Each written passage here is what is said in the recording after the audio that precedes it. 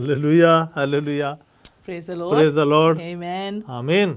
यीशु मसीह की जय, यीशु मसीह की जय। Praise the lord. आप भी अपने घरों में बैठे नारे मारें, क्योंकि आप खुदावंद यीशु मसीह के बेटे और बेटियां हैं, और खुदावंद यीशु मसीह के खून से जो उसने सलीब पर हमारी खातर बहाया, उस खून से खरीदे गए हैं, और आप पर एक मोहर लगी है जो अजीज बहनों भाइयों पवित्र आत्मा की है, वो कोई और नहीं ले सकता। वो खास लोग हैं जो चुने हुए लोग हैं, खुदावंद पर पूरा पूरा भरोसा और यकीन और पूरा ईमान रखते हैं। इसलिए खुदावंद यीशु मसीह ने कहा कि मैं तुम्हें एक मददगार भेजूंगा आपके लिए, और वो मददगार रूल कुद्स है, जिसका जो हमारे साथ हमेशा रहता है, हमारे साथ आपके साथ हमेशा हमेशा तक रहता है और रहेगा।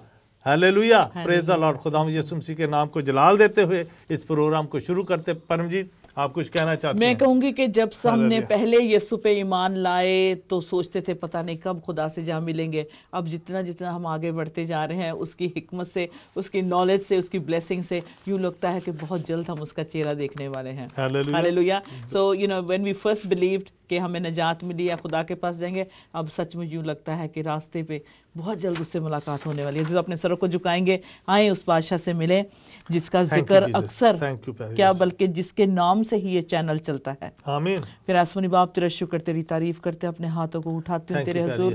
खुदावंद ये इस बात का इकरार करते हुए कि हम मिट्टी के बनाए हुए लोग हैं खुदावंद, जिसमें तूने जिंदगी का दम फूंका है खुदावंद, और अपना शाही खजाना हमारे अंदर रख दिया है खुदावंद। ये तेरी तपश, तेरी फायर, तेरी आग, ये खुदावंद तेरा जो कुछ, जो तेरा तेल मसा किया गया वो हमारे ऊपर है खुदावंद, इसे कभी कोई मिटा नहीं सकता। खुदावंद हम तुझे वेलकम करते हैं होली जीसस। जब हम तेरे पास आएंगे तू खड़ा होकर हमारा इस्तकबाल करेगा, हमें वेलकम करेगा। लेकिन जब तक तूने हमें इस जमीन पे ठहराया है, तेरे नाम की इज्जत और तमजीद हो, तो खुदावंद हम तेरा वेलकम करते हैं। आमीन, आमीन। खुदावंद मिलकर सरफराज के साथ और सारे ग्लोरी परिवार के साथ, ग्लोरी व्यूअर्स के साथ मिलकर हम कहते हैं welcome Lord Jesus, welcome Lord Jesus, welcome Lord Jesus. Hallelujah Jesus. क्या खुदा ने आपके हाथ को छुआ है जब आपने ऐसे कहा? Sarfaraz the Lord pressed on my hand and he said yes, thank you my daughter for welcoming मी। क्या आपके हाथ को खुदा ने इस तरह से छुआ है और कहा है थैंक यू मुझे वेलकम करने के लिए? हालेलुया खुदावंद, थैंक यू जीसस। लॉर्ड हम आपको वेलकम करते हैं क्योंकि ये तेरा चैनल है, तेरी बातें हैं और तू ही इसका मालिक है। और खुदावंद हमारे होंठों का जिम्मा ले, सरफराज और मुझे और सारी ग्लोरी परिवार को जितने भी देख रहे हैं, आसमान से भारी बरकत दे। आमीन। फिर आसमानी बाप तू हमसे प्यार कर, लाड कर सजनाल खुदावंद, तू हमसे और खुदावंद हमारे करीब आ। रुक को शराबा सिखो सारे खुदावंद जो रास्ते में रुकावटें अपने यीशु नाम से दूर कर दे। और खुदावंद हमें पाकीज़ा बना, पवित्र बना, होली बना हमें और लॉर्ड, ताकि हम तेरी तमजीद कर सके। सचमुच लॉर्ड तू जल्दी अपनी दुल्हन को लेने के लिए तू जल्दी। रूशा रबा सिखाता सा, जब तू दुआ करे तन्हाई में जा। Sarfaraz can you sing a line for me please? Hallelujah. जब तू दुआ करे तन्हाई में जा, जब तू दुआ करे तन्हाई में जा, जब तू दुआ करे।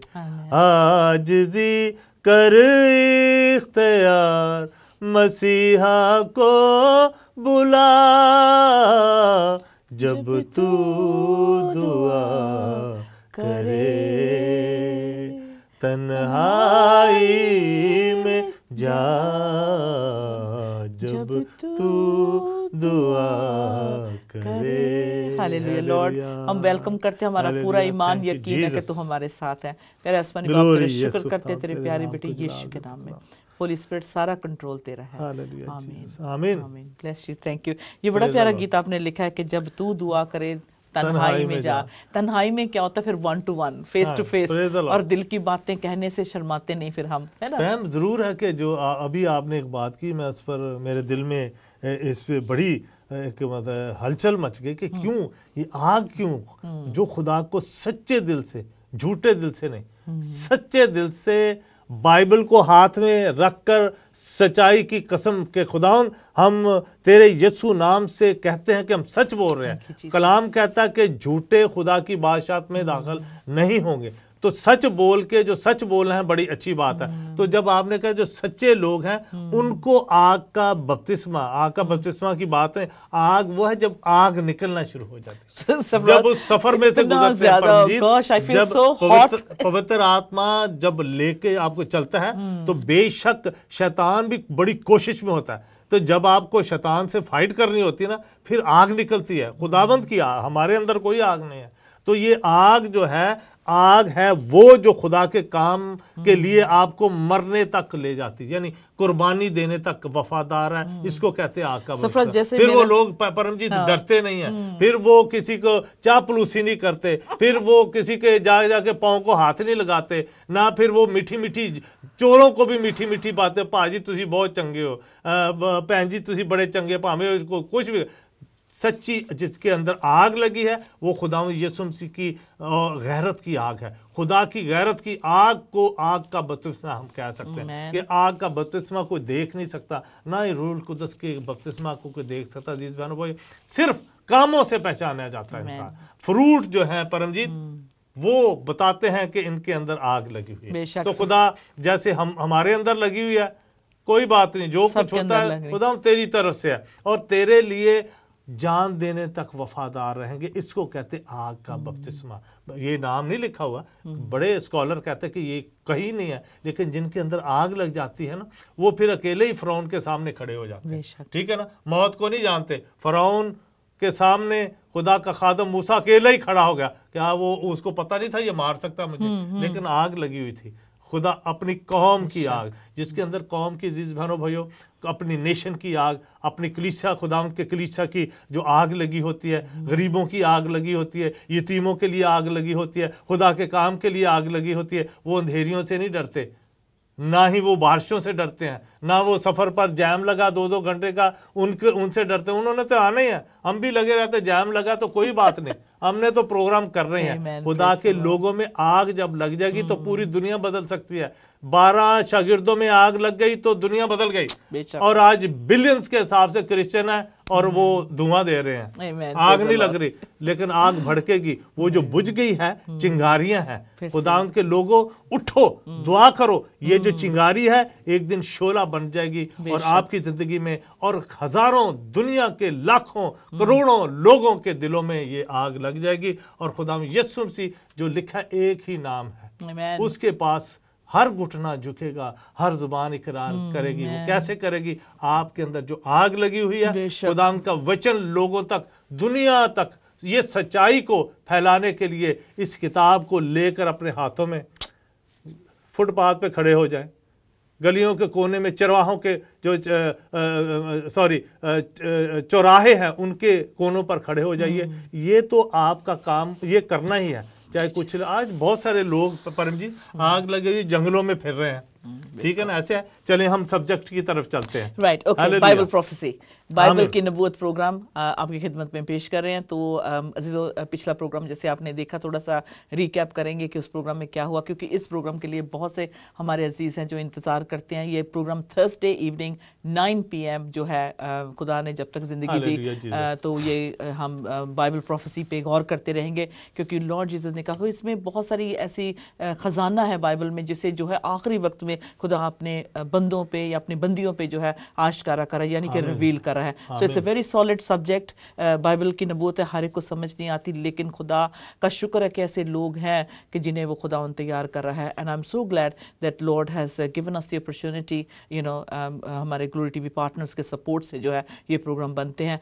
तो इनका जो रिपीट होता है रात के वक्त 3 बजे भी होता है, क्योंकि बहुत सारे हमारे अजीज़ा 12 बजे रात को काम ख़त्म करके आते हैं, तो फिर वो देखते हैं, उनका भी हम ख्याल रखते हैं। और ये we will try to make this possible कि अगर के यानी कि अर्ली इवनिंग्स में जैसे 5 बजे भी रिपीट रिपीट होता है, बट जो रेगुलर जो इसका लाइव प्रोग्राम होता है वो थर्सडे 9 बजे होता है। तो इस वक्त आप बाइबल की नबूवत प्रोग्राम देख रहे हैं, और पिछले प्रोग्राम में हमने काफ़ी मतलब गौर किया बाइबल प्रोफेसी पे, लेकिन जो इस हफ्ते की यानी कि इस बार जो सबक है, जो इसकी कंटिन्यूटी है प्रीवियस प्रोग्राम से, कि जो यूके बाइबल प्रोफेसी में कैसे है, यानी कि बरतानिया किस तरह से बाइबल में उसका जिक्र है। और इसके साथ बड़ी खुशी की बात है कि सिर्फ हम बरतानिया पे नहीं देखने वाले, आने वाले वक्त में साथ साथ जो ब्रेकिंग न्यूज़ है यानी कि प्रोफेटिकली जो नबूवत हो रही है उसको भी इंक्लूड करते जाएंगे।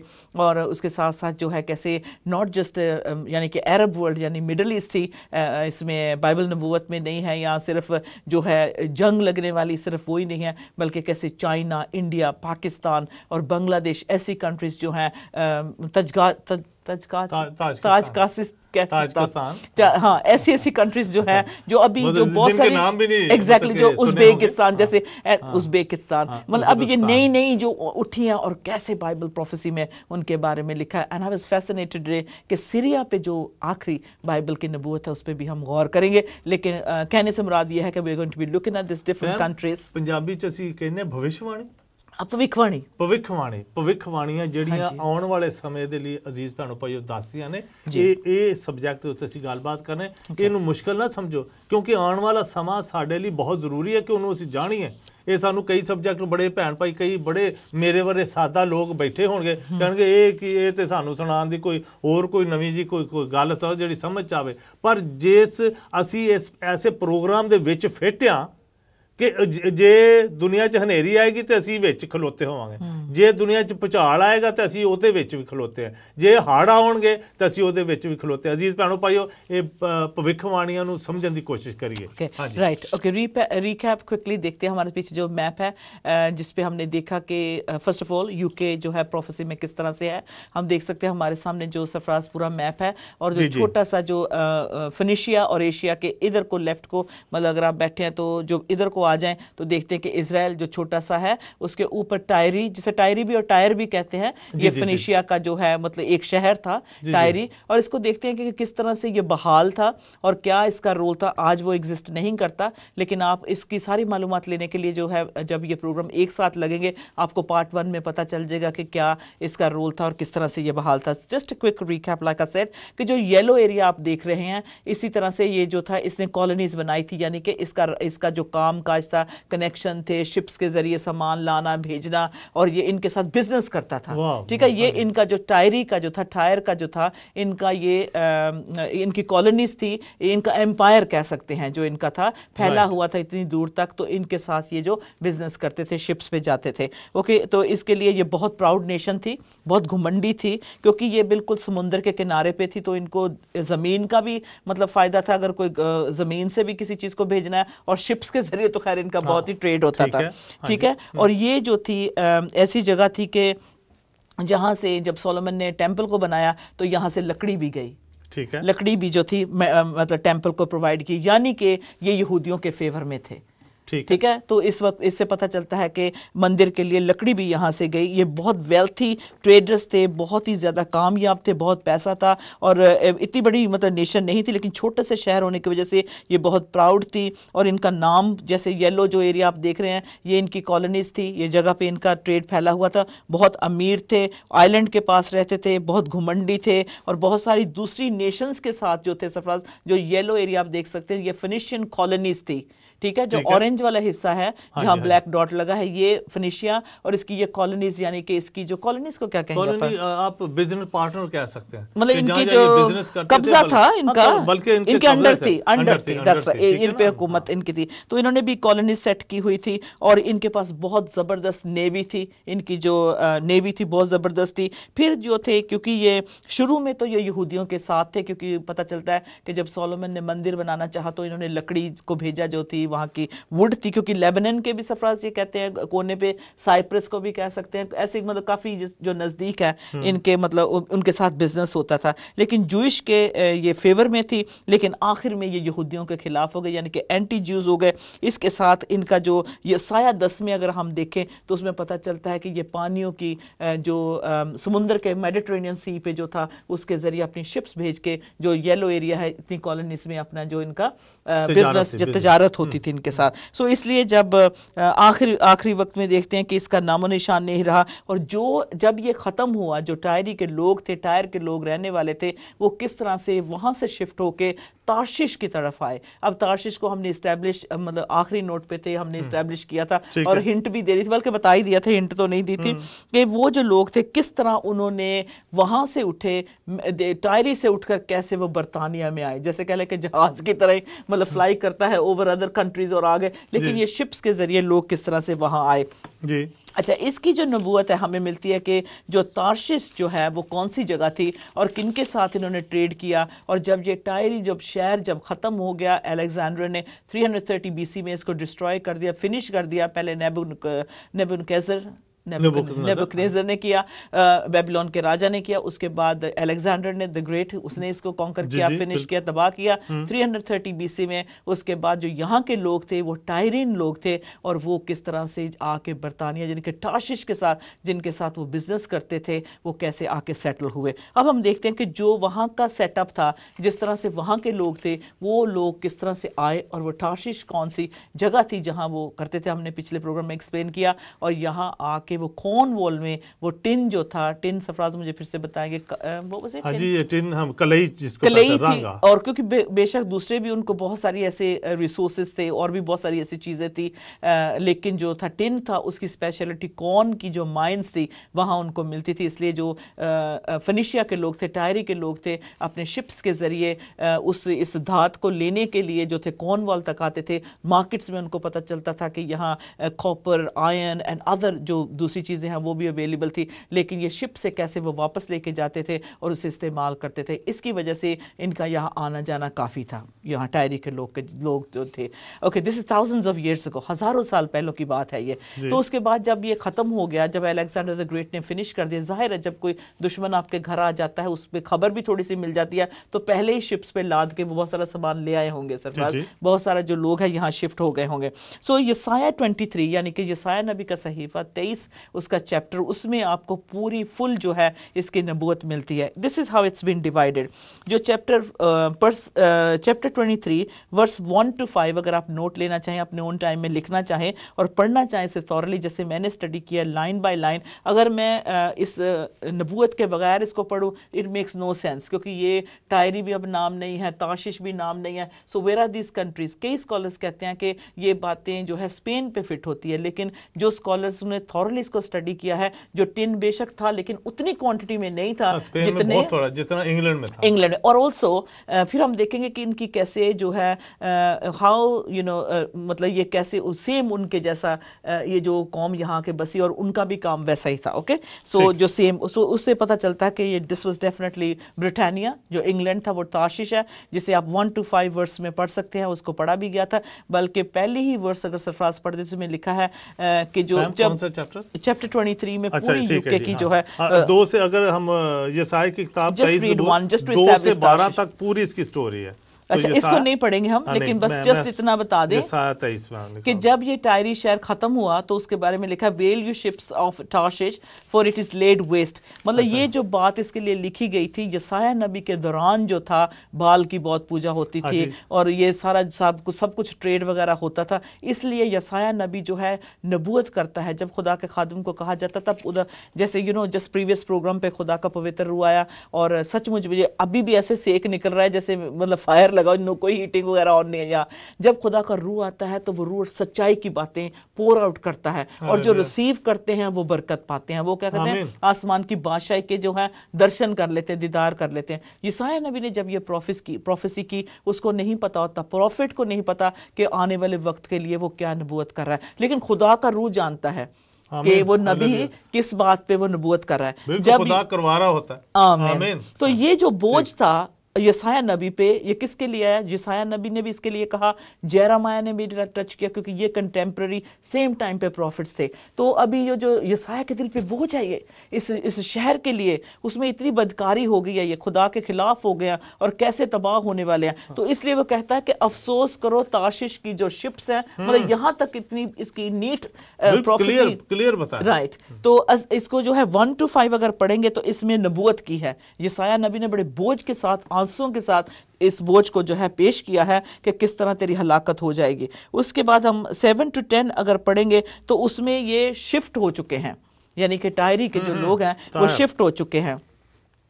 हाँ जी, क्योंकि उनका अंत हो गया है। एक सेकंड में ना, फिर जो आखिरी जो 11, 12, 13 जो आयत है उसमें है इनको खबरदार किया, वार्निंग दी गई है, लेकिन क्या उस वार्निंग पे वो मतलब उस पे उन्होंने अमल किया? ऑफ कोर्स नहीं किया, इसीलिए जो कुछ भी वहाँ हुआ तो उसकी हलाकत हो गई। सफरस हम आगे बढ़ते हैं क्योंकि काफ़ी कुछ कवर करने के लिए है और टाइम हमारे पास बहुत कम है। अगर हम देखें तो ब्रिटानिया जो है, ब्रिटेन हमारे सामने, दिस वाज ताशिश, इसका जिक्र है इस नबूवत में, और इसमें जो आके लोग बसे उनको टायरीन कहा गया, वो टायरीन कहलाए गए, और उन्होंने जो था इसको कह लें कि इसको इस्टेब्लिश किया, लंदन शहर को। जो सिटी ऑफ लंदन है वो टायर के जो लोग थे, टायरी के जो लोग थे वो यहाँ आके सेटल हुए, उन्होंने इस लंदन शहर को बहाल किया, आबाद किया और बहाल भी किया।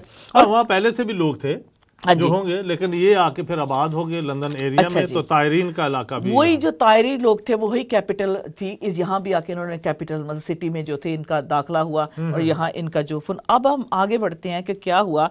अब हम देखते हैं कि ये जो जगह थी ये भी मतलब पानी के नज़दीक है, लंदन भी कोई पानी से दूर नहीं है, और ये जो कैपिटल सिटी हमारी देख रहे हैं लंदन भी जो है बहुत सारी इसमें बातें देख सकते हैं जो टायरी से मिलती हैं यहाँ के लंदन के लोगों को। अब तो खैर वो मतलब लंदन की वो शक्ल नहीं रही जो I would say 30 years ago थी, कि अगर जो प्रॉपर जो ब्रिटिश मतलब बंदा ट्रैवल इवन अंडरग्राउंड पे करता था, हमारे पास तस्वीर होती तो आपको दिखाती कैसे उन्होंने बॉयलर हैट पहने होते थे, ऐसे मतलब वाइट कॉलर और टाई लगाए, नीट हेयर कट, और बड़ी बड़ी अखबारें लेके पढ़ते होते थे, और कोई भी एक दूसरे के अखबार को पढ़ते होते थे, और ट्रेन पे इतनी मैनर्स होती थी, मतलब इवन कैब में ट्रैवल करना एक ऑनर होता था, सच। और जो क्वीन की इंग्लिश बोलता था उसकी बहुत इज्जत होती थी, सच्ची। दिस वाज रियली के प्लस पॉइंट होता था। अगर किसी ने मीडिया में एंटर करना है तो उसकी पहली क्वालिटी यही देखी जाती थी कि वो क्वींस इंग्लिश बोलता है कि नहीं, उसका एक्सेंट वैसा है कि नहीं। सो इतनी ज्यादा ये सफर इनकी प्रेफरेंसेस होती थी, मतलब जितना मैं बता सकती, इनका स्टैंडर्ड था कि उस लिहाज से इसको मेंटेन किया था।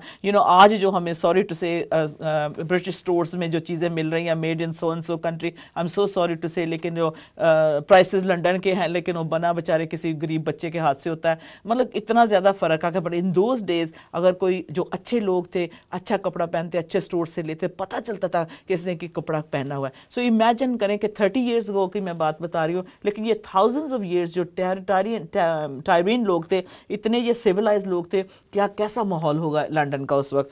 तो देखते हैं सरफराज, मैं जल्दी बोल रही हूँ इसलिए क्योंकि I want to finish this whole thing ना। तो देखते हैं कि जो इंग्लैंड भी है, इन्होंने भी, अगर लंदन को देखा जाए, यहाँ के लोग भी बहुत प्राउड हैं, बहुत सेल्फिश हैं, नो डाउट अबाउट इट। अगर आप लंदन में रहते हैं आपको पता है, और ये बड़े वेल इस्टेब्लिश्ड है, रिच हैं। यहाँ का एक फ्लैट मुझे एस्टिमेट अगर मैं कहूँगी कि $500,000 तक जाता है, जस्ट फ्लैट कह लें कि प्रॉपर्टी यहाँ कितनी महंगी है। एक स्टूडियो फ्लैट का 2 लाख का मिलता है। तो इमेजिन करें कि लैंड लंदन की मतलब शहर की जो कीमत है कितनी ज़्यादा है। और लंदन, हम अपना स्टूडियो लंदन से बाहर शिफ्ट नहीं करते क्योंकि लंदन का नाम ही ऐसा है। सो दैट्स व्हाई डिलिबरेटली हम लिखते हैं लाइव फ्रॉम लंदन, क्योंकि ये London tonight, you know, London का एक नाम ऐसा है। जैसे उन दिनों में कह लें कि बॉम्बे जब कहते थे, मुंबई में कहने में मुझे कोई नहीं मज़ा आता सरफराज, जब बॉम्बे कहते थे हाँ बॉम्बे से ये चीज़ आई है, लेकिन कहने से मुराद ये है कि न्यूयॉर्क, लंदन, पेरिस, इनके नाम जब लेते हैं ना तो बंदा सोचता कि वाह जी लंदन में। So that's why we have our studios in London. अच्छा, इसके आगे जो थे, यहाँ लंदन के लोग बहुत प्राउड भी थे, हैं भी अभी भी, और बड़े इस्टेब्लिश्ड हैं। और इन्होंने क्या किया है, लंदन में जो हेड ऑफिस था सरफराज, पूरी दुनिया में जब ब्रिटिश एम्पायर का आगाज़ हुआ, हमें एक मैप मिलेगा जिस पे हम देखेंगे कि ब्रिटिश एम्पायर ने जब उन्होंने कॉलोनीज बनाई, उन्होंने इंडिया में रूल किया, आपको पता है ईस्ट इंडिया कंपनी उन्होंने शुरू की थी ना, बिल्कुल सही। So we going to look at this, is very interesting अजीजों, ध्यान से आप देखें, बल्कि इन प्रोग्राम्स को रिकॉर्ड करें, and we are going to make them available on DVD very soon. तो दुआ करें कि हम ऐसा कर सकें, फिर आप इनको खरीद भी सकेंगे। अब हम देख सकते हैं कि ये जो रेड एरिया है सरफराज, इन पे सारे हमारे बरतानिया ने हुकूमत की है, अभी तक भी इनके अंडर है ये कॉलोनीज। तो देख सकते हैं टायरी ने जैसे कुछ इलाके मतलब अब आज़ाद हैं, हाँ नहीं, लेकिन उस वक्त की मैं बात कर रही हूँ। तो जो था जब यहाँ इस्टेब्लिश हो गए ये टायरिन, सेम सेटअप लेके आए जैसे उस वक्त ये शिप्स के जरिए दूसरी कॉलोनीज पे जो करते थे, ढूंढते थे नए मुल्क करते थे, उसी तरह से आप देख सकते हैं इंडिया में कितने साल इन्होंने राज किया। ऑस्ट्रेलिया भी अभी क्वीन एलिजाबेथ के अंडर है, बाकी जो रेड एरिया कई आजाद हो चुके, लेकिन उस वक्त की मैं बात करती हूँ अरूज पे था इनका जो ट्रेड था, जो बिजनेस था, आना जाना, कौमों के साथ मिलना, मतलब ब्रिटेन ने बहुत बड़ा रोल अदा किया है। ओके, कहने से मुराद ये है। Okay, now if we just go back and say, जैसे टायरिन ने लोगों के साथ ट्रेड किया, इसी तरह बर्तानिया ने भी किया। अब ब्रिटेन की जो शिप्स थी ये भी जो, क्योंकि आइलैंड के पास थे, अभी भी हम देखें यहाँ से पेरिस जाना हो तो आधे घंटे में आप अंडरग्राउंड जो ट्रेन है जाती है, उसमें यूरो टनल से जाती है, जा सकते हैं। So it's been connected via tunnel. देख सकते हैं कि जो इंग्लैंड है बिल्कुल पानी में अकेला है, isn't it? छोटा सा आइलैंड है, लेकिन इस आइलैंड में जो एक लंदन सिटी है, उसने पूरी दुनिया बस अकाउंटेबल, जहाँ इनकी कॉलोनीज थी, देवर अकाउंटेबल टू लंदन सिटी। जो उनका लेना देना, कहना मानना, ये हो सकता है वो नहीं, ये जो लंदन सिटी थी ये सेंटर था। आज भी आप इंग्लैंड में जाएं, लंदन में जब जाएंगे, इतनी खूबसूरत, इतनी बड़ी बिल्डिंग है, बताया जाता भी यहाँ से गोरों ने हुकूमत की। आई एम टेलिंग यू, आप पंजाबी जी गल करते ऐसे देखें, देखो गोरिया ने सारी दुनिया ने इथों कंट्रोल किया। पता है आपको, इतनी खूबसूरत वो बिल्डिंग है, पता चलता है कि इनका इतना रोब था, इन्होंने पूरी दुनिया में जो हुकूमत की जितने भी मतलब हिस्से आपको दिखाए, तो इन्होंने बड़ा अपने आप को एस्टैब्लिश सरफराज किया। राइट, ओके, और ये जो थे इनके पास पैसा भी था और सब कुछ। अब देखते हैं आगे, जब ये टायरिन सिटी यानी कि लंदन सिटी जो इस्टेब्लिश हो गया, तो इन्होंने बहुत सारी नेशंस के साथ जो था ट्रेड किया और इन्होंने कॉलोनीज सेटअप की, जैसे हमने मैप अभी देखा। फिर उसके बाद जो इनका लार्जेस्ट एम्पायर था, कभी दुनिया में सरफराज ऐसा एम्पायर नहीं, किसी ने भी कभी दुनिया के इतने मुल्कों पे हुकूमत नहीं की। I don't know how many, 9, 10, 11 कितनी कंट्रीज जो भी थी, इन्होंने जितनी हुकूमत, इतने बड़े बड़े मुल्क, इंडिया जैसे बड़े मुल्क को इन्होंने कॉन्कर कर लिया था।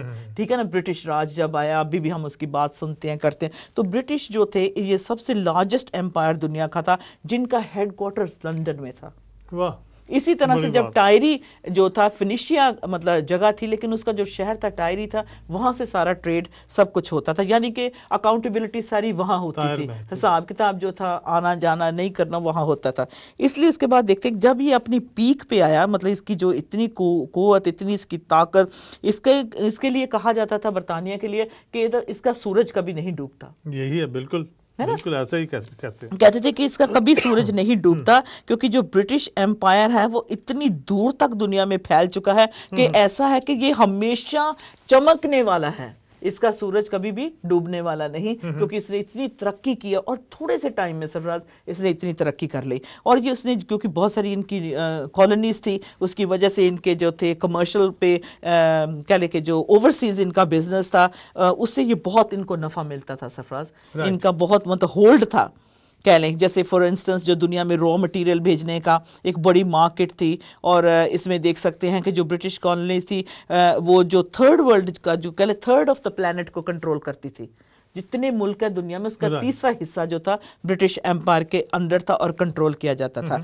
फिर क्या करें, समझने से, कहने से मुराद ये जो फिनिशिया में होता था, जैसे मैंने कहा एग्जैक्टली वो थोड़े छोटे पैमाने पे करते थे क्योंकि छोटा सा था। लंदन जो था बहुत बड़े पैमाने पे करता था, क्योंकि इनके पास दौलत थी, दिमाग था, मतलब जो टायरिन का जो स्टाइल था वो बड़े स्केल पे यहाँ लंदन में हुआ।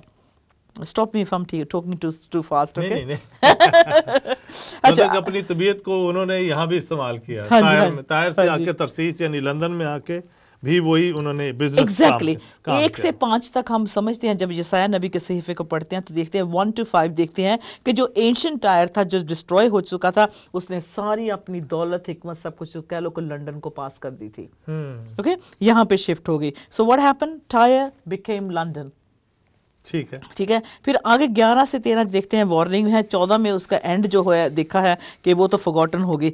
अब जो है हम देखते हैं कि इसमें we have to read 14, I think we should read 14। Let's see, Yasayah नबी का सहीफा, यसाया की किताब अजीज भाइयों, उसका 23 बाब 23 और उसकी 23 चैप्टर 23 उसकी 14 वर्स यानी 14 आयत। आए तरसीस के जहाज़ों, वावेला करो क्योंकि तुम्हारा किला उजाड़ा गया, ऐ तरसीस के जहाज़ों वावेला करो क्योंकि तुम्हारा किला उजाड़ा गया, यानी तायर उजाड़ा गया। बिल्कुल, हाँ जी, ठीक है, ठीक है। अच्छा, इसको किया गया और फिर इसके आगे वाला भी पढ़ दे, 15 भी।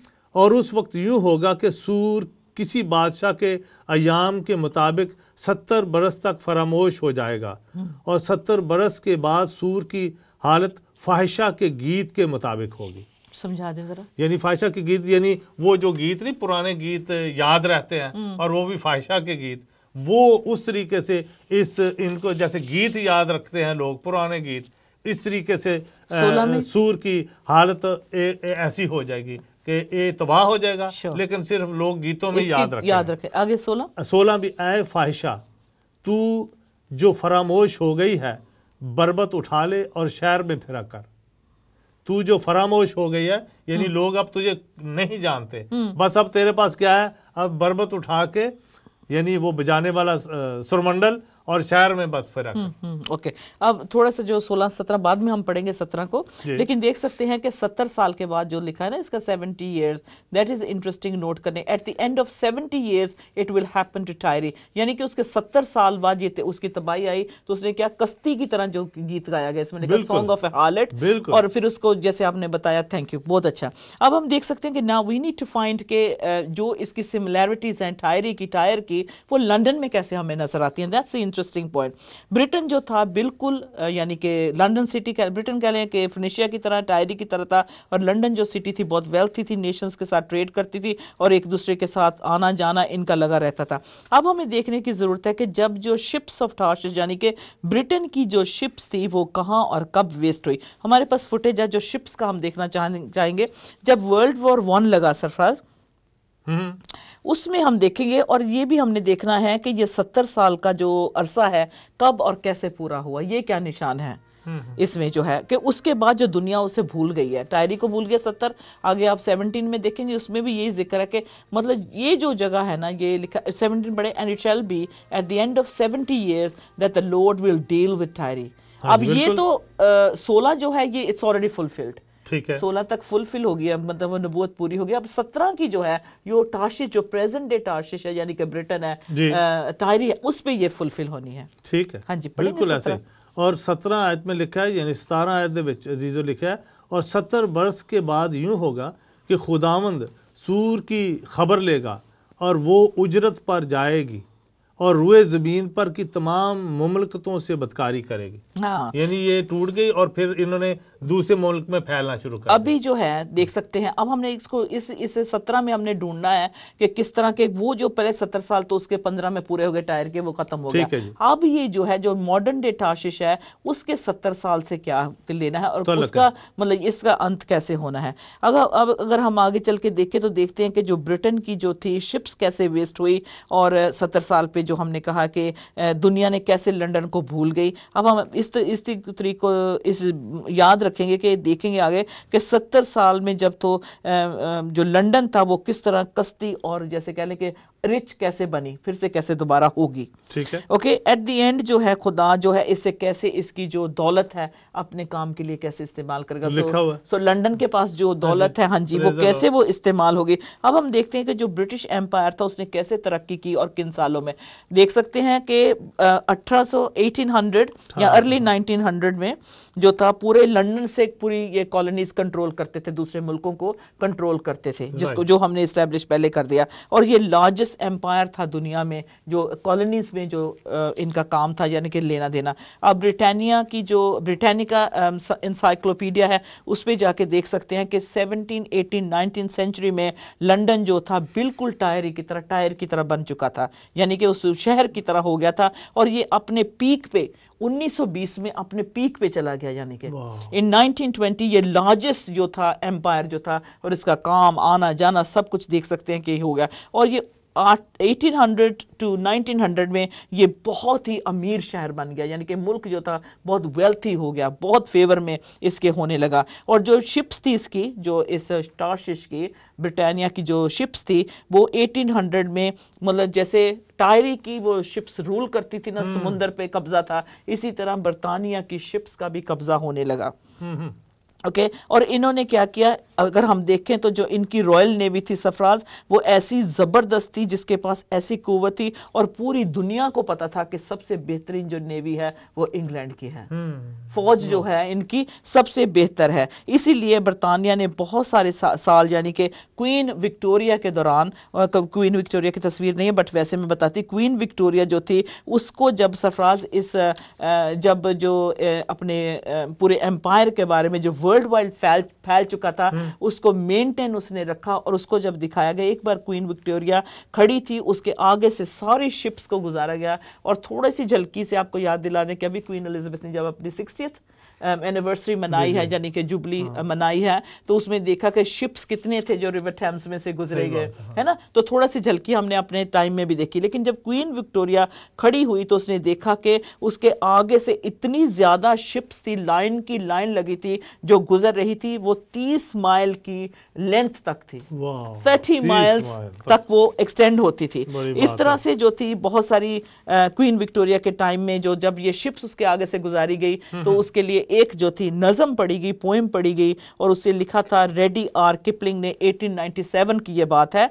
जैसे ये शिप्स गुजर रही है क्वीन विक्टोरिया के आगे से तो ये पोएम पढ़ी जा रही है। उसमें दिलचस्प बात ये है, बेशक बहुत लेंथी है वो पोएम, वो जो नज़म कहते हैं कविता जो थी, लेकिन उसमें जो टायर का यानी कि टायरी का जो मेंशन किया, ये हैरान कर देने वाली बात है। वो कवि कहता है, वो पोएट कहता है कि जैसे टायर के साथ हुआ उसका अंत हुआ, कहीं ऐसा ना हो कि तेरे साथ भी हो। अच्छा, ये मेंशन किया। हाँ जी, जब क्वीन विक्टोरिया खड़ी है, देख रही उसके आगे से ये शिप्स गुजर रही हैं 30 माइल तक लंबी, इतनी एक से एक बढ़िया शिप, और जो पोएट है उसको जैसे एक सेलिब्रेशन हुई तो उसमें उसने ये नज़म पढ़ी कि जैसा टायर के साथ हुआ, ए नए टायर जो तो है कहीं तेरा भी वो हाल ना हो। बड़ी इंटरेस्टिंग बात है जिस पोएट पढ़ी। फिर जब वर्ल्ड वॉर लगा तो जो सबसे ज्यादा जंग में जो इन्वॉल्व थी वो शिप्स ज्यादा सबसे इनके पास थी, तो वो उसमें इन्वॉल्व हुई। जो हम फुटेज जब अभी थोड़ी देर चला, अगर वो चले ब्लैक एंड व्हाइट में हम देख सकते हैं कि इसमें लिखा है कि टार्शिश की जो शिप्स हैं, क्या लिखा था 14 में हमने भी पढ़ा कि जो टार्शिश की शिप्स हैं, जो उसकी जो शिप्स हैं वो क्या हुआ, दे आर इन ट्रबल। तो जो वर्ल्ड वॉर में जब हुआ 1944 में जो था वॉर, उसमें ब्रिटेन ने सबसे ज़्यादा पावरफुल नेवी होने की वजह से जो थे जंग में सबसे बड़ा यानी कि इनका हिस्सा था, सबसे ज़्यादा ये आगे बढ़े। वर्ल्ड वॉर की जो फुटेज हमारे पीछे चल रही है, इस तरह से जब जंग लड़ी गई तो रॉयल नेवी जो थी उसने जो था उनसे, क्योंकि इनकी इतनी ज़्यादा जंग में इन्वॉल्वमेंट होने की वजह से इनका बहुत नुकसान हुआ, यानी कि जो रॉयल नेवी थी उसको भी they were also stripped of their power, यानी कि उस काम को नहीं उस तरह से कर सके। तो ब्रिटिश नेवल की जो थी समुंदर में 1914 से लेके 1980 तक सबसे ज़्यादा इनकी वेसल्स यानी कि 1200 जो शिप्स थी वो तबाह हुई। 1200 शिप्स इनकी जो थी कि इनका सबसे ज्यादा, यानी उससे में कह सकते हैं शिप भी थी और बोट्स भी कह सकते हैं छोटी सी। और वर्ल्ड वॉर 1 के दरमियान सबसे ज्यादा नुकसान इनका इन शिप्स का, जो टार्शिश की शिप्स थी वो उनका समुंदर में डूब जाने से, तबाही से, जैसे देख सकते हैं बम्बारमेंट हो रही है, कि सबसे ज्यादा नुकसान उठाया। यूं भी कहा जाता है कि पता नहीं कितने टोटल टॉनेज यानी कि 9 मिलियन तक जो था इनका जो हिसाब किताब कहने इसको बनाने में शिप्स का जो था इनका वो लॉस आया। और इन टोटल 1200 तो सिंक हो गई, अच्छा डूब गई। 1200 इनकी शिप्स जो थी वो डूब गई और जो 169 शिप्स थी वो वॉर में टोटली डिस्ट्रॉय हो गई। एक कम 170 है ना, 169 वॉस लॉस्ट हो गई। तो कह सकते हैं कि इनमें 34,000 लोग जो थे हलाक हुए। There was 34,000 people were killed during the First World War। और जो शिप्स में थे, सबमरीन थे, समंदर के नीचे थे, छोटी बोट्स कह लें सारा। अब हम वर्स 14 पे एक बार और गौर कर लें तो ये उस बात को फुलफिल करता है। हाँ जी, यशायाह का 23 बाब है और उसकी 14 आयत। ऐ तरसीस के जहाज़ों, ऐ तरसीस के जहाज़ों, वावेला करो क्योंकि तुम्हारा किला उजाड़ा गया। बिल्कुल, तो अभी इसमें थी तरसीस हाँ जी, और फर्स्ट किंग्स में भी जो 70 ईयर का है वो उसको हम अब कवर करने लगे हैं, and we also see it in यशायाह। ओके, इसके बाद जो इतना इनका नुकसान हुआ, ब्रिटिश का इतना नुकसान हुआ सरफराज, it became almost a forgotten empire. इतना नुकसान उठाने के बाद जो थे ये कहते कि आहिस्ता आहिस्ता इनका जो था वो गिरने लगा। खत्म होने लगा। Crumble is the word, English में कहते हैं कि इवेंचुअली जो था British empire began to crumble, you know, gradually ये कम होने लगा। तो इसलिए क्या हुआ कि जो ब्रिटिश की इकोनॉमी थी एग्जॉस्ट हो चुकी थी। जंग लड़ने में इनका इतना नुकसान, जानों का भी, पैसे का भी, और इनकी जो इनके पास जो एसेट्स थे वो सब इतना ज़ाया हो गया कि ये बहुत ही क्या लें एग्जॉस्ट हो चुके थे। इसलिए जो था नेवी को रिड्यूस करना पड़ा क्योंकि उनका नहीं खर्चा बर्दाश्त कर सकते। तो अगले आने वाले सालों में जो था बरतानिया का बहुत नुकसान हुआ। इसके साथ ये भी हुआ कि आहिस्ता आहिस्ता ये एम्पायर जो था ख़त्म होने की तरफ, डिक्लाइन होने लगा, डिक्लाइन की तरफ बढ़ने लगा। और एक भी ऐसी कोई ऐसी इवेंट नहीं रखी गई कि जिसमें ओपनली डिक्लेयर किया जाए या अनाउंस किया जाए कि आज ब्रिटिश एम्पायर खत्म होता है। ऐसा नहीं कुछ भी हुआ। लार्जेस्ट एम्पायर दुनिया का था। लेकिन रॉय डगलस ने अपनी बुक में उन्होंने लिखा है कि वर्ल्ड वॉर में जो था एक टर्निंग पॉइंट था इस मुल्क के लिए। वो अपनी बुक में लिखते हैं, एक नोट मतलब उनको मिला है, उसमें लिखते हैं, जिस खुदा के खादिम का मैं कलाम ये सुना रही हूँ, जिनसे मैंने सुना है, वो बताते हैं कि उनको मतलब इसमें ये प्रूफ मिलता है कि जितने भी इनकी टेरिटरीज थी, जो भी इनका था, आहिस्ता आहिस्ता वो ख़त्म होने लगा, यानी कि डिमोलिश होने लगा, फिनिश होने लगा। ये हमें मतलब ये नुकसान की वजह से जो इनके हाथ में था आहिस्ता आहिस्ता फिसलने लगा, जाने लगा। वर्ल्ड वॉर के बाद इन 1926 में देख सकते हैं कि एक लॉर्ड बेल्फोर जिन्होंने डिक्लेरेशन दिया, उन्होंने एक नोटिस दिया, डिक्लेरेशन दिया 1926 में। उन्होंने ये कहा कि अब ये जो है यूनाइटेड किंगडम जो है और जो इनके साथ एसोसिएटेड मेंबर थे, अब वो ब्रिटिश कॉमनवेल्थ बन चुके हैं। So they're not 1926 में 1926 में अजीज भाई। And this marked the end of the British Empire. जब लॉर्ड बेल्फोर ने जब डिक्लेरेशन दे दिया, बता दिया कि अब you are not accountable to London, आपको जो भी आना कि इसमें नहीं करने की जरूरत है, अब जो है ब्रिटिश कॉमनवेल्थ बन चुके हैं। ठीक है, ओके। इससे जो था ये साफ हो गया कि ब्रिटिश एम्पायर का खत्म है। It's no more the British great empire that it was. और इसके साथ जो देख सकते हैं कि लंदन ने कोई भी किसी को भी मतलब यहाँ आके रिपोर्ट करने की जरूरत नहीं थी, हम सब बराबर हैं। कहने से मुराद ये था कि अब हमारे हाथ में सब नहीं। हाँ जी। सो इसलिए जो है एक और हमें आगे क्लू मिलता है। अब देखते हैं कि जैसे उसके साथ टायरी के साथ हो रहा है, लंदन के साथ भी आहिस्ता आहिस्ता वो नक्शा बनता जा रहा है, वो मतलब पिक्चर बनती जा रही है। अगर हम देखें तो according to the days of one king, जिसमें हमने पहले एपिसोड में यानी कि पहले 1 आवर के जो प्रोग्राम किया उसमें देखा था कि किस तरह से वो रॉयल फैमिली थी, और रॉयल फैमिली यानी कि किंग सोलोमन के लिए लेके गए सरफराज। राइट, बिल्कुल सही। और रॉयल फैमिली के लिए, और इसी तरह से देखते हैं कि जो यहाँ की रॉयल फैमिली है वो किस तरह से मतलब इसमें फिट आती है, क्योंकि खुदा ने जो आखिर में जो तोहफे जैसे शीबा और डीडान से यानी कि शीबा से आए, इसी तरह से यहाँ की जो रॉयल फैमिली है किस तरह से जब खुदावन जी आएंगे उनके लिए तोहफे लेके जाएगी। Okay, let's have a look at that, the days of one Kings. Okay, अच्छा, ये नहीं, इसमें हम देख सकते हैं कि लिखा भी कितने साल वो जो रॉयल फैमिली है या रॉयल खानदान है कितने साल रहेगा, लेकिन 70 सालों से हमने थोड़ा सा अंदाजा लगाना है कि कितना नजदीक है हमारे खुदावन जी का आना।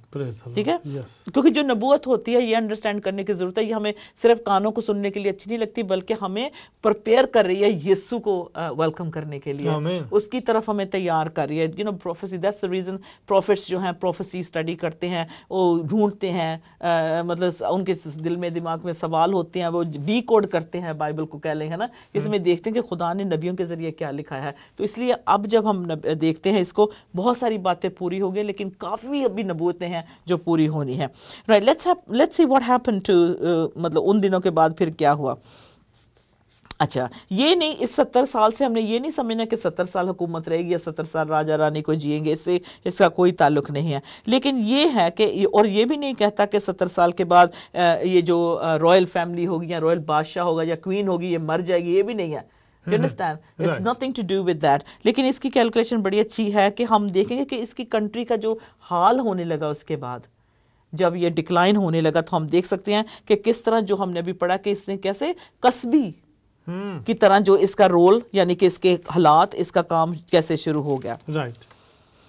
और इसी तरह से जो टायरी थी वो भी इसी तरह से काम करने लगी थी, कस्बी, यानी कि हर कोई ठीक है, हर मजहब ठीक है, सब कुछ ठीक है। इसी तरह उसका भी ये हाल हुआ था, जिसकी वजह से उसका नाम और निशान नहीं रहा। तो अब देख सकते हैं कि जो लंदन है today, is it A forgotten city?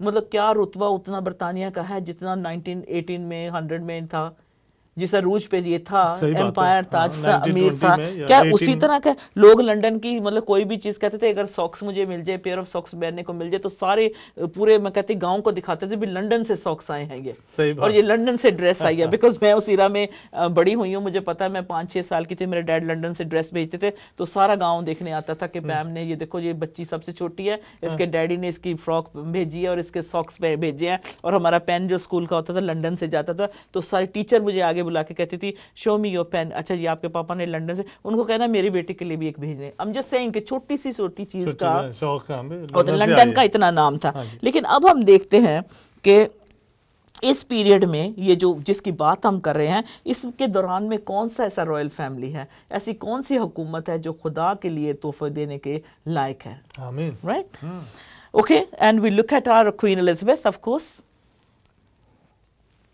तस्वीर देख लें, अगर आपको नहीं पता क्वीन एलिजाबेथ कैसी लगती है देखने में, हमारी मामा जी, तो आप देखें। हाँ जी, बहुत ब्यूटीफुल है हमारी क्वीन जो है इस कंट्री की। Okay, now okay, we have jumped which is good, we have jumped to the right point. ये देख सकते हैं कि इस पिक्चर में आप देख सकते हैं जो रॉयल हाइनेस कह सके क्वीन एलिजाबेथ जो है द सेकंड, उनका जन्म हुआ, ये क्वीन एलिजाबेथ जब बेबी पैदा हुई है जी, अच्छा। जब बॉर्न हुए थे 21 अप्रैल 1926 में इनकी पैदाइश हुई, और फिर इन्होंने इनकी शादी हुई ऑफ कोर्स 1947 में। तो उससे हम देखेंगे कि 1926 से लेके 70 साल कब पूरे होते हैं, राइट, यानी कि मलिका को लेकर, यानी कि हमारी 26 से हाँ जी, कि 70 साल अगर हम देखें तो कैसे और कब पूरे होते हैं। It's very interesting actually. अच्छा, जब देखते हैं कि जब कोरोनेशन यानी कि जब क्वीन एलिजाबेथ को ये देखिए पहनाया गया सरफराज, तो आर्च बिशप जिन्होंने इनको ताज पहनाया मलिका को देख सकते हैं। और इसमें मेरे थोड़ी सी फुटेज थी कि उस वक्त का माहौल जरा अगर दिखा दे, ये there we are, you can see जिस वक्त द क्वीन वाज कोरोनेटेड, ये उस वक्त की सारी फुटेज है जिस दिन ताजपोशी जिसे कहते हैं, बहुत प्यारा वर्ड है। तो क्वीन एलिजाबेथ को ताज पहनाया जाना था, ये सारी पूरी से इस हॉल में हम गए हैं, सरप्राइज याद है, हम गए उस दिन देख कर आए थे सारा यहाँ। तो ये बड़ी इस जगह को भी आपको मौका मिले तो हाउस ऑफ पार्लियामेंट में आप जरूर जाएं, विजिट करें, इट्स स्टिल द सेम। और बड़ी इसकी हिस्ट्री है, ये आर्चिस की भी बड़ी फैसिनेटिंग है कि कैसे खुदा के कलाम के मुताबिक सरफराज इसकी हाइट भी अंदर से जो है ना, यू बी फैसिनेटेड। हाँ, और इसका फ्लोर भी नाप और तोल है, सारी चीजों का बनाने और ये हमारे पीछे चलता रहेगा। लेकिन मैं तस्वीर जो दिखाऊंगी कि जब, हाँ जी, ये बेशक चलती रहे, जब क्वीन एलिजाबेथ को ताज पहनाया गया, okay, when she was being crowned, जब क्राउन पहनाते हैं तो सरफराज दुआ होती है, और उसके साथ जो होता है एक ओथ लेनी पड़ती है, कसम उठानी पड़ती है। और जो कहते हैं कि जैसे अब्राहम ने भी अपने खादिम से कसम ले, तो रान कहते हैं क्या है उसके नीचे ना, रान के नीचे हाथ रख के कसम ली जाती है, बिल्कुल सही, ठीक है। तो जो कोई भी बड़ा काम होता है बड़े लोगों के दरमियान और जिसके ऊपर बड़ी जिम्मेदारी होती है, उससे कसम ली जाती है। जैसे क्वीन एलिजाबेथ है, हेड ऑफ दिस कंट्री है, तो उनसे एक कसम ली जाती है कि यू नो आप जो मेरे पीछे बोले, आप इसको अगर कबूल करते हैं तो हाँ कहें, या जो भी है ना। तो इस तरह से जब इनकी कोरोनेशन हुई, तो इनके लिए जो था आर्च बिशप ने इनसे ये कहा कि will you to the utmost of your power maintain in the United Kingdom the Protestant Reformed religion established by law। कहने से मुराद कि क्या मलिका तो ये वादा करती है कि जो प्रोटेस्टेंट जो एक फेथ है, जो मसीही फेथ है, तो उसके मुताबिक इस मज़हब को जो यहाँ है, क्या तो उसको जो कानून से बनाया गया है, क्या तो उसकी हिफाजत करेगी। राइट है, आर्च बिशप ऑफ जो उनको पहना रहे ताज, उन्होंने कहा। तो आगे से हमारी जो क्वीन एलिजाबेथ, उन्होंने कहा अच्छा, आप समझना चाहेंगे प्रोटेस्टेंट कौन होते हैं, मतलब ये जो टर्म है ये कौन होती है। जैसे बहुत सारी जैसे डिनोमिनेशंस कह लें, Protestants is also one of the denomination. वो जो कहती है कि जो और किसी अथॉरिटी को रिजेक्ट करती हैं, ठीक है, खुदा के कलाम कलमा एज इट इज़ बाइबल को फुल अथॉरिटी और इसी को ही मानती हैं और किसी और हुकूमत को नहीं मानती। Let it be the pope, मतलब कह लें कि पोप जो है मतलब वेटिकन के कह लें, वो किसी अथॉरिटी के अंडर अपने आप को बाउ डाउन नहीं कर सकते। कहने से मुराद ये है कि रोम के सामने या उसकी और कोई अल्टीमेट अथॉरिटी नहीं है बाइबल के सिवाय। प्रोटेस्टेंट का मतलब ये है, इट्स लाइक इसके अंडर ओथ लिया गया जब उनको ताज पहनाया, उन्होंने कहा कि मैं वाकई ही जो बाइबल कहता है जैसा है इसकी तालीम, मैं उसकी प्रोटेक्शन करूंगी और मैं इस बात को मानती हूँ। कहने से मुराद है कि कोई और अथॉरिटी के सामने मैं अपने सर को नहीं झुकाऊंगी। इन्होंने फिर आगे से हमारे क्वीन एलिजाबेथ जी जवाब देते हैं, कहते हैं all this I promise to do. उन्होंने कहा कि सबके सामने मैं ये वादा करती हूँ कि मैं कभी ऐसा नहीं कहूँगी। You know what, don't let this things upset you, because Bible जो है किसी का तरफदार नहीं है, ठीक है। बेशक वो हुकूमत हो, बेशक कोई वो राजा रानी हो, कोई भी हो, खुदावंद जो है किसी के साथ भी जो है तरफदारी नहीं करता। सो कहने से मुराद जब क्वीन एलिजाबेथ ने कहा कि हाँ मैं ये वादा करती हूँ, अब हम देख सकते हैं कि वर्स 15 यसाया नबी की जो है उसमें देख सकते हैं 15 जो है फिर से रिपीट होता है। अच्छा, 1926 से लेके 1996 तक देखें तो 70 साल, ठीक है, जमा कर लिए 70 साल बनते 96 बनते हैं। सो क्वीन एलिजाबेथ जब पैदा हुए तो 1926 से लेके 1996 में इनके 70 साल पूरे हो जाते हैं। और इसी के साथ हम देखते हैं कि जो बेलफेयर डिक्लेरेशन था उसका जो एम्पायर था वो भी सफरस एंड हो जाता है, ठीक है, सेम टाइम पे, राइट। अब जो है टोटली फिनिश हो जाता है। किसी भी मतलब जो ये मतलब बेलफेयर, जो लॉर्ड बेलफेयर का जो डिक्लेरेशन था वो खत्म हो जाता है। अच्छा, इसके साथ हम देखते हैं कि फिर उसके बाद जो थी टायरी थी, उसने क्या किया, कस्बी जैसा काम किया सरफराज। 16 था, ऐ फाहिशा तू फरामोश हो गई है, बरबत उठा ले और शहर में फिरा कर। अच्छा, जो इसमें इंग्लिश का एक वर्ड है उसमें हार्लट लिखा हुआ है। हार्लट का मतलब है, सिंबलाइज करता है झूठे मजहब, यानी ठीक है ना, कि फॉल्स रिलीजन्स को या उनके सिंबल्स को या दूसरे जो मजहब चल रहा है उसके अलावा जो दूसरे मजहब है। हाँ जी, it's very strong, very powerful, I know, but this is Bible prophecy. Revelation 17 में हम देखते हैं, देख सकते हैं, लेट्स लुक एट रेवलेशन यानी मुकाशफा की किताब, आखिरी अंजील मुकद्दस की किताब है, कि जो मुल्क का इस वक्त हाल है, हम मसीही लोगों को समझना चाहिए ये क्यों हुआ और कैसे हुआ। रेवलेशन 17, ठीक है जी, ओके। उसमें आप अपने ओन टाइम में पढ़ सकते हैं कि जो मतलब सिंबल है, जो बहुत सारे कहते हैं कि जी एंटी क्राइस्ट ये होगा वो होगा, ओबामा को भी कह रहे हैं, वो कहते हैं वेटिकन से होगा, पोप होगा, कोई होगा, ये प्राइम मिनिस्टर होगा, वो फलाना होगा, मतलब जो हर बंदे लोग सोचते हैं अपनी अपनी ना मतलब सोच के मुताबिक वो कहते हैं कि ये फलाना होगा और ये होगा। अब हम देखते हैं 17 बाब, उसमें पढ़ सकते हैं अपने ओन टाइम में कि वो जो लिखा है कि हाँ, और उनका वर्स बता दें, वर्स मतलब इसको समझने के लिए कि हाँ कि जो बहुत बड़ा एम्पायर है, जैसे for instance don't get me wrong please, this is what the word of God is saying and this is the interpretation of it. We have got 6 minutes and will probably have to complete this in our next program. तो जो है, जो जैसे कह लें कि for instance जो देखते हैं कि जो सिंबल ऑफ रोम कह लें, जो देखते हैं कि कह लें कैथलिक कह लें कि रिलीजन कह लें या जो भी है, it's another sect, it's not Presbyterian मतलब कैथलिक जो कह सकते हैं आप। So what happened, what we see is 1996 में क्वीन एलिजाबेथ ने जो था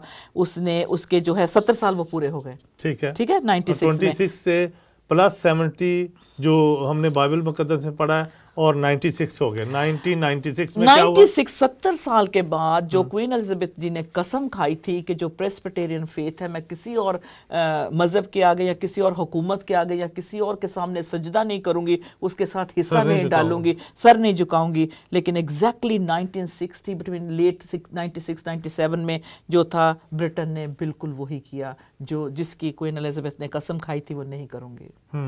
ठीक है, okay. For the very first time उन्होंने क्या किया कि जो उन्होंने मतलब कसम ली हुई थी क्वीन ने, इसमें उन्होंने बिल्कुल वही किया। उन्होंने she went to a mass, she bow down before Pope, क्योंकि क्वीन है जिसने हेड ऑफ द रिलीजन कह सकती हूँ, किसी और के सामने झुकी। प्रोटेस्टेंट रिलीजन यानी फिरके की ये हेड थी। हाँ जी, तो इन्होंने कसम ली हुई थी यहाँ कि मैं प्रोटेस्टेंट जो फेथ है उसको जो मेंटेन करके रखूंगी, मैं किसी के आगे नहीं झुकूंगी।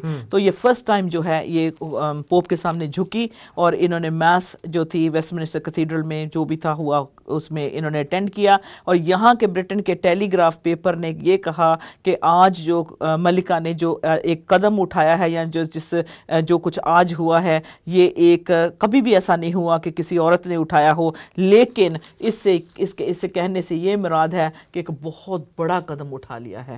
ओके, और इसमें जो टाइम्स, यहाँ का द टाइम्स जो न्यूज़पेपर है, 4 अगस्त 1998 में लिखता है कि ब्रिटेन ने जो था अपनी जो कसम खाई थी, मजहब की जो थी, ओथ जो ली थी, आज उससे अपने हाथ धो दिया और तोड़ दिया है इस वादे को। इससे आगे जो है माइकल गव लिखते हैं, उन्होंने कहा यह कितनी हैरत होने वाली बात है कि आज प्रोटेस्टेंट नेशन की मौत हो गई।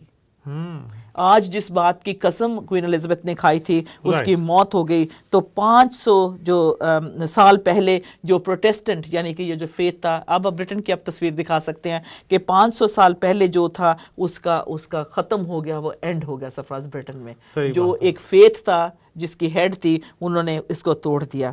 अच्छा, आगे हम देखते हैं कि ऑफ कोर्स जब ये मिले पोप से और ये बातचीत हुई, उसके कहने के बाद 1967 से जो था ब्रिटेन में जो था प्राइम मिनिस्टर थे, सॉरी नॉट 67, उसके बाद जो बहुत सारी तब्दीलियाँ आती है। 96-97 में ब्रिटेन के प्राइम मिनिस्टर जो टोनी ब्लेयर थे उस वक्त, उन्होंने कहा फ़ौरन जब वो अपने पोजीशन से मतलब प्राइम मिनिस्टर से उतरे तो उन्होंने फ़ौरन पूरी दुनिया के सामने डिक्लेयर किया, सॉरी प्राइम मिनिस्टर जब बने तो उन्होंने कहा कि हम एक नए ब्रिटेन को तैयार करेंगे और हमारा जो था जो आप उनका साथ दें, उन्होंने पब्लिक से अपील किया अब एक नया बरतानिया होगा।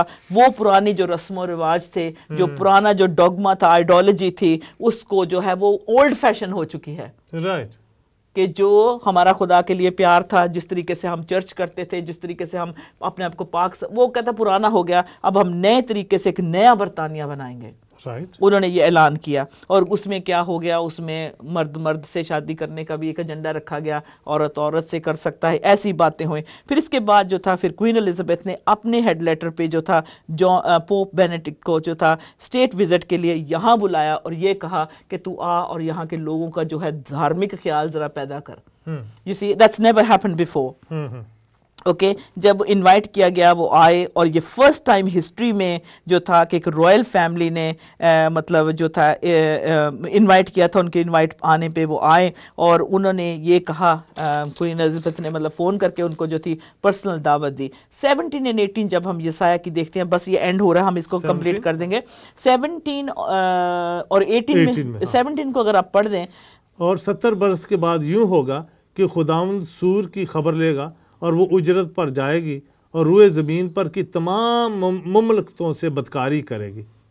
यानी तायर की बात किया, लेकिन उसकी तिजारत और उसकी उजरत खुदावंद के लिए मुकद्दस होगी और उसका माल ना ज़ख़ीरा किया जाएगा और ना जमा रहेगा, बल्कि उसकी तिजारत का हासिल उनके लिए होगा जो खुदावंद के हजूर रहते हैं कि खा कर शेर हों और नफीस पोशाक पहने। Thank you. आप अपना जो पूरा 23 पढ़ेंगे, एक्सक्यूज मी, एंड में जो है इसका हमें रिजल्ट मिलेगा। हम पिक्चर देख सकते हैं कि शुरू में जैसे हमने देखा कि जो सोने जो क्वीन थी शीबा की, वो सोना लेके आई सोलोमन के लिए, वो कितने था 4 टन सोना लेके आई। और जब हमारे लॉर्ड जीसस वापस आएंगे, अगर तो जिस वक्त पूरा हो रहा है कि लिखा कि 70 साल के बाद तेरा नामो निशान, यानी कि हुकूमत का नहीं, मतलब ये बताया कि 70 साल के बाद वो चेंजेस।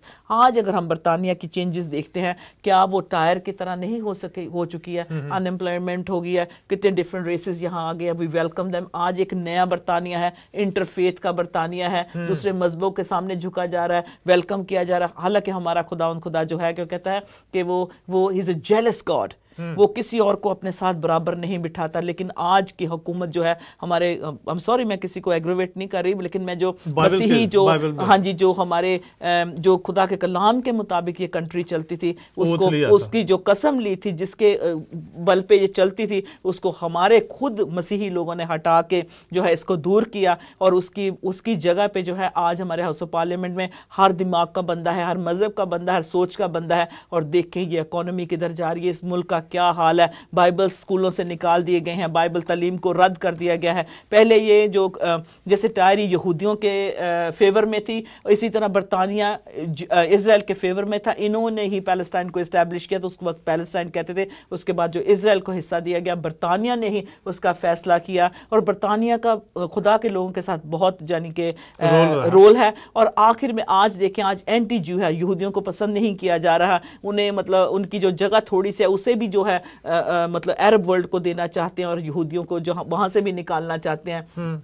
देख सकते हैं कि वही हुआ जैसे टायरी के साथ हुआ। तो आज हम देखते हैं कि अगर नारा लगाया जाता है कि जो जितने भी चर्चेस हैं उनको हम अपने रिलीजियस प्लेसेस बनाएंगे, ऐसा कहने से हम अपने आप पे बहुत सारे जो है फ्यूचर के लिए जो है बहुत सारी मतलब क्या कहते हैं डिस्ट्रक्शन पैदा कर रहे हैं। जो कॉन्सिक्रेट किया गया था, जिस ईमान पे ये इमारतें बनी थी, उसी मकसद के लिए इन्हें खड़े रहना चाहिए था। लेकिन आज का बरतानिया जो है नारे लगाते हैं, जो हम अपने और मुल्कों से आए, कहते हैं कि हर हम जो चर्च को है मॉस्क बनाएंगे, हर चर्च को हम गुरुद्वारा बनाएंगे, हर चर्च को हम ये करेंगे वो करेंगे। अजीजों, आपको नहीं पता कि ये कितना हमारे not just for our future, रूहानी तौर पे बता रही हूँ, बल्कि हमारे आने वाली औलाद भी बेसुकून हो जाएगी। क्यों? क्योंकि ये कॉन्सिक्रेट की गई हुई जगह थी। आई नो कि अब बहुत सारे लोगों को ये सख्त बातें लग रही हैं, लेकिन हमारे खुद मसीहों ने ही अपने पाँव पे कुल्हाड़ी मारी है। तो आज बरतानिया का अगर हम हाल देखते हैं, इंटरफेथ आया, उसने क्या कर लिया? क्या हमें हार्म नहीं हुई? I know, can you allow me a few minutes please? हमने हार्म नहीं हुई? क्या हम कम्युनिटी से एक दूसरे के साथ उसी तरह से प्यार कर सके जैसे हम एक दूसरे को मजहब को स्कूलों में फोर्स करके मसीहत को हटाकर लॉर्ड की प्रेयर जो की जाती थी सरफराज, जिससे शुरू होता है, उसको हटाकर वो बुरी लगती थी जिसमें सच्चाई है, जो आपको सही रास्ता बताता है, जिसने अपने खून बहाया, जिसने अपनी जान दी और हमेशा की जिंदगी देता, वो बुरा लगा, उसको हटा दिया और बाइबल बाहर निकाल के फेंक दिए। और जिसकी हमें समझ भी नहीं थी वो हमारे सामने हमारे बच्चों को इंटरफेथ लेके आओ, सारे फेथ लेके आओ। कदर है आज इंटरफेथ लेके आए बच्चों को। आपको दूसरे रिलीजन के बारे में पढ़ने की ज़रूरत है, पढ़ें, क्यों नहीं पढ़े, अच्छी बात है, लेकिन देखेंगे कि इसकी हिस्ट्री को कि आज हमारे बरतानिया का क्या हाल है आज। इसलिए इस बात को करना ज़रूरी है, नबूवत को समझना ज़रूरी है। जिस तरह शीबा सरफराज जो थी, क्वीन ऑफ शीबा 4 टन सोना लेके आई थी, इसी तरह जब टेम्पल बनेगा, जब जो सोलोमन ने बनाया टेंपल, उसको देखने के लिए जब बनेगी, उसके लिए 4,000 टन सोने की जरूरत पड़ेगी।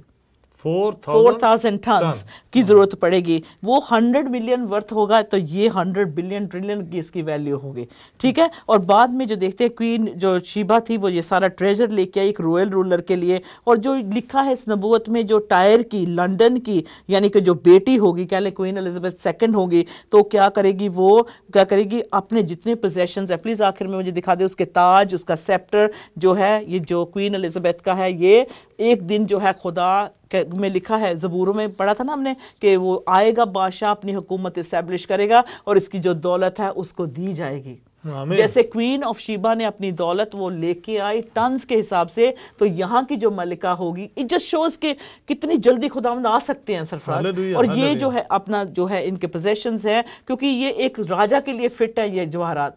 और जो सेप्टर दिखा दे मुझे, वो जो सेप्टर होता है वो लेके जाएगी, क्या क्राउन क्वीन एलिजाबेथ के बाद से देखे, इनके पास ये सेप्टर है सरफराज, ये जो क्या कहते हैं छड़ी, हाँ जी बिल्कुल, इसको सेप्टर कहते हैं। और ये जो ताज है इनके पास है, आसा कहते हैं। हाँ।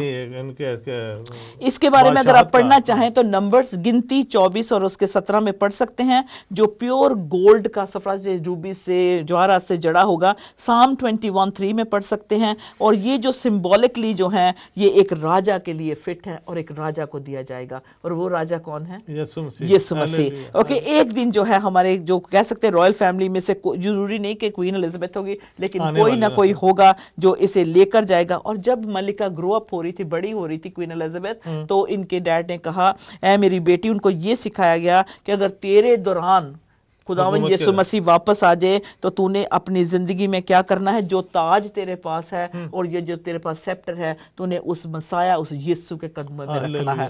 हालेलुया। तो इसके साथ हम कंपेयर कर सकते हैं, जब अपना पहला चैप्टर मतलब पहला पार्ट देखेंगे, देख सकते हैं कि सोलोमन के लिए जो थी क्वीन ऑफ शीबा, वो तोहफे लेके आई और वापस चली गई। इसी तरह से यहाँ से जो तार्शिश के यानी कि टायरी के लोग होंगे, रॉयल फैमिली होगी, वो जो है यीशु के लिए तोहफे लेके जाएगी। और इससे पता चलता है कि पहले तो उसने यकीन ना किया, क्योंकि मतलब queen Elizabeth she is not exactly कह सकते हैं कि जैसे बॉर्न अगेन बिलीवर, ऐसे नहीं कि गैर जुबानें बोलती है या खुदा के रूह से मामूर है। व्हाई? बिकॉज जब वीक फेथ होता है ना, we allow everything in and we say it's okay. तो जब ये उसमें भी देखा, क्वीन ऑफ शीबा ने तब तक यकीन ना किया, I'm rushing it now, तब तक यकीन ना किया जब तक उसने अपनी आंखों से देख लिया। और जब उसने देख लिया, उसके सांस कहते उसके अंदर उसकी रूह ना रही। इसी तरह से जो रॉयल फैमिली से जाएगा, जब यीशु के मगने ब्यूटी को देखेगा तो उसके अंदर जान न रही। फिर उसने क्या किया, राजा के साथ टाइम गुजारा, बातें की, हिकमत की। तो इसी तरह से जो रॉयल फैमिली से जाएगा वो यीशु से बातें करेगा। फिर जब उसने देख लिया, उसने कहा मैंने तेरी बड़ी चर्चा सुनी थी, लेकिन आज मैं यकीन लाई हूँ, मैं यकीन लाई, इसलिए ये मैं ताज और ये मैं सेप्टर जो है तुझे देता हूँ, ये देती हूँ। फिर लिखा है क्वीन ऑफ शीबा वापस चली गई। इसी तरह से ये रियल किंगडम खुदावंद की जमीन पे होगी, और ये जो है क्वीन एलिजाबेथ इजराइल लेके जाएगी, या क्वीन एलिजाबेथ या कोई भी रॉयल फैमिली का होगा, जो अपने ताज हैं, जो अपने गिफ्ट्स हैं, वो कहते हैं टन्स के हिसाब से सोना और ये सारे हीरे जवाहरात जो लेके, क्योंकि कलाम में लिखा है जब वो हुकूमत करेगा, ज़बूरों में लिखा है, तो उसमें जब हुकूमत करेगा, टेल यू एग्जैक्टली कि कौन से साम में जब वो हुकूमत करेगा यीशु, तो क्या करेगी, उसके लिए तोहफों की ज़रूरत होगी, हैकल को बनाने के लिए, टेम्पल को। तो राजा ने उधर बैठना है, तो क्राउन भी पहनना है, सेप्टर भी पकड़ना है, तो ये जो है उनके लिए होगा। So we want to say thank you and we love you. नबूवत जो है बहुत सीखने वाली एक किताब है। तो इसमें आखिरी में ये है, जैसे शीबा वापस गई, इसी तरह से ये रॉयल फैमिली भी वापस खुदा के पास आएगी। Hallelujah. God bless you all. Thank you. God bless you.